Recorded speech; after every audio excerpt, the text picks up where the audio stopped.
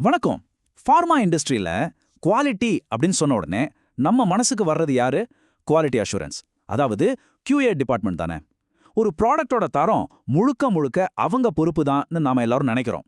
ஆனா அது உண்மையா? இந்த விளக்கத்துல இந்த பொதுவான நம்பிக்கையை உடைச்சு தரத்துக்கான உண்மையான பொறுப்பு யார்கிட்ட இருக்குன்னு ஆழமா பார்க்க போறோம். இந்த ஸ்டேட்மெண்ட் தான் நம்மளோட இந்த முழு பேச்சோட அடிநாதம். இது ஏதோ ஒரு நல்ல ஐடியா இல்ல. இதுதான் ரெகுலேட்டரி அதிகாரிகளோட அசைக்க முடியாத பார்வை. அவங்க என்ன சொல்றாங்கன்னா, தரம்ங்கிறது QA டிபார்ட்மெண்டோட வேலை மட்டும் இல்ல. அது ஒரு கம்பெனியோட ஒவ்வொரு மட்டத்திலையும் ஊறிப்போன ஒரு பண்பா இருக்கணும். சரி, அப்போ டாப் மேனேஜ்மெண்ட்டோட இந்த பெரிய பொறுப்பை நாம ஒரு 5 முக்கியமான தலைப்புகளா பிரிச்சு பார்க்கலாம். இது ஒவ்வொன்றும் ஒரு ஸ்ட்ராங்கான குவாலிட்டி மேனேஜ்மெண்ட் சிஸ்டமோட, அதாவது QMSஓட தூண்கள் மாதிரி. வாங்க ஒன்னொன்னா டீட்டெயிலா பார்ப்போம். முதல்ல ரொம்ப முக்கியமான விஷயத்துக்கு வருவோம். நேரடி பொறுப்பு. இது ஏதோ ஒரு சஜஷனோ இல்ல விருப்பமோ கிடையாது. இது ரெகுலேட்டரி அதிகாரிகளோட ரொம்ப தெளிவான, தவிர்க்கவே முடியாத ஒரு எதிர்பார்ப்பு. குவாலிட்டி சிஸ்டம் நல்லா நடந்தாலும் சரி, ஃபெயிலியர் ஆனாலும் சரி, அதுக்கு நேரடியா பதில் சொல்ல வேண்டியது மேனேஜ்மெண்ட் தான். அதாவது ஒரு கம்பெனியோட குவாலிட்டி சிஸ்டம்ல சின்னதா ஒரு தப்பு நடந்தா கூட ரெகுலேட்டரி ஆட்கள் அதை அந்த ஒரு எம்ப்ளாயோட தவறா பார்க்க மாட்டாங்க. நேரா டாப் மேனேஜ்மெண்ட்டோட தோல்வியா தான் பார்ப்பாங்க. ஸோ பாடம் என்னன்னா, பொறுப்பு கீழே இருந்து மேலே போகாது, மேலே இருந்து தான் கீழே வரும். ஓகே, மேனேஜ்மெண்ட்க்கு நேரடி பொறுப்பு இருக்குன்னு சொல்லிட்டோம். ஆனா அதை எப்படி அவங்க செயல்படுத்துவாங்க? சும்மா வார்த்தையில சொன்னா போதுமா? நிச்சயமா முடியாது. இதுக்கான முதல் ஸ்டெப் குவாலிட்டிக்கான ஒரு தெளிவான பாலிசியையும் குறிக்கோள்களையும் உருவாக்குறதுல தான் ஆரம்பிக்குது. இங்க டாப் மேனேஜ்மெண்ட்டுக்கு 2 வேலை இருக்கு. ஒன்னு, ஒரு ஸ்ட்ராங்கான குவாலிட்டி பாலிசியை உருவாக்கணும். ஆனா அதோட நிக்க கூடாது. ரெண்டாவதா, அதை சும்மா சுவத்துல மாட்டி வைக்கிற ஒரு வாசகமா இல்லாம அளக்கக்கூடிய, அடையக்கூடிய இலக்குகளா மாத்தணும். அதுதான் ரொம்ப முக்கியம். இங்கே தான் விஷயமே இருக்கு. ஒரு நல்ல குவாலிட்டி பாலிசி சும்மா குவாலிட்டியா இருப்போம்னு சொல்லாத. அது 3 முக்கியமான விஷயங்களோட பணிஞ்சிருக்கணும். முதல்ல நோயாளி பாதுகாப்பு. 2வது சட்ட திட்டங்களுக்கு கட்டுப்படுறது.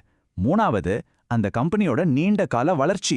சிம்பிளா சொல்லணும்னா, குவாலிட்டிங்கிறது வெறும் ஒரு வேலை இல்ல, அது ஒரு பிசினஸ் ஸ்ட்ராட்டஜி. இப்ப நம்ம 3வது பாயிண்ட்டுக்கு வருவோம். வளங்கள், அதாவது ரிசோர்சஸ். நீங்க எவ்வளோ சூப்பரான பாலிசி போட்டாலும் அதை செயல்படுத்த தேவையான ஆட்களோ கருவிகளோ இல்லனா எல்லாம் வீண் தான். இது ஒரு காகித கப்பலை வச்சுக்கிட்டு பெரிய கடலை கடக்க முயற்சி பண்ற மாதிரி தான். இங்க மேனேஜ்மெண்ட்டோட பொறுப்பு ரொம்ப கிளியரா இருக்கு. திறமையான ஆட்கள், போதுமான வசதிகள், கரெக்டா வேலிடேட் செய்யப்பட்ட மிஷின்கள், அப்புறம் முறையான ட்ரைனிங். இது நாளையும் கொடுக்கறது அவங்களோட நேரடி கடமை. இதெல்லாம் ஆப்ஷன் கிடையாது. ஒரு நல்ல மருந்து உருவாக்க இது அத்தியாவசிய தேவை. இது ரெகுலேட்டரி அதிகாரிகள் சொல்ற ஒரு ரொம்ப ஸ்ட்ரிக்டான ரூல். நாளைக்கு ஒரு குவாலிட்டி பிரச்சனை வரும்போது என்கிட்ட ஆள் இல்லைன்னோ, சரியான மெஷின் இல்லைன்னோ எந்த காரணமும் சொல்ல முடியாது. அதை ஏத்துக்கவே முடியாத ஒரு காரணம். தேவையானதை கொடுக்க வேண்டியது மேனேஜ்மெண்ட்டோட முழு பொறுப்பு. அடுத்து 4வது பாயிண்ட், மேனேஜ்மெண்ட் ரிவ்யூ. ஒரு கப்பலோட கேப்டன் கப்பல் சரியா போகுதான்னு அப்பப்போ செக் பண்ற மாதிரி கம்பெனியோட குவாலிட்டி சிஸ்டம் சரியான பாதையில போகுதான்னு மேனேஜ்மெண்ட் தொடர்ந்து கண்காணிக்கணும். இது ஏதோ வருஷத்துக்கு ஒரு தடவை செய்யற வேலை இல்ல, இது ஒரு தொடர்ச்சியான வழிகாட்டல். இந்த மேனேஜ்மெண்ட் ரிவ்யூ இருக்கு பாருங்க, அதுதான் குவாலிட்டி சிஸ்டத்தோட இதே துடிப்பு மாதிரி. இங்க தான் எல்லா டேட்டாவையும் வச்சு சிஸ்டம் நல்லா இயங்குதான்னு செக் பண்ணுவாங்க. இது சும்மா எல்லாரும் கூடி பேசுற மீட்டிங் கிடையாது. இது குவாலிட்டிக்கான ஒரு கண்ட்ரோல் சென்டர். அப்போ இந்த ரிவ்யூல மேனேஜ்மெண்ட் என்னதான் பார்ப்பாங்க? கஸ்டமர் கம்ப்ளைண்ட்ஸ், ஆடிட்ல கண்டுபிடிச்ச விஷயங்கள், ப்ராசஸ் டேட்டா, இப்படி பல விஷயங்களை அலசி ஆராய்வாங்க. இந்த டேட்டா தான் சிஸ்டத்தோட ஹெல்த்தை ஒரு எக்ஸ்ரே மாதிரி காட்டும்.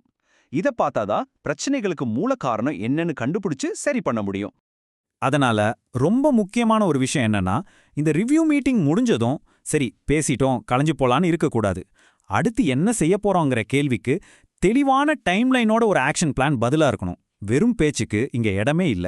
இப்போ நம்ம கடைசி பாயிண்ட்டுக்கு வந்துட்டோம். இதுதான் எல்லாத்தையும் விட முக்கியமானது. நாம இதுவரைக்கும் பார்த்த நேரடி பொறுப்பு, பாலிசி, ரிசோர்சஸ், ரிவ்யூ, இது எல்லாம் சேர்ந்து ஒரே ஒரு விஷயத்தை உருவாக்கும். அதுதான் அந்த கம்பெனியோட குவாலிட்டி கல்ச்சர். இந்த ஒப்பீடு எல்லாத்தையும் ரொம்ப தெளிவா சொல்லுது இல்லையா? மேனேஜ்மெண்ட்டோட ஈடுபாடுங்கிற வேர் வீக்கா இருந்தா பிரச்சனைகள் திரும்ப முளைச்சிக்கிட்டே இருக்கும்.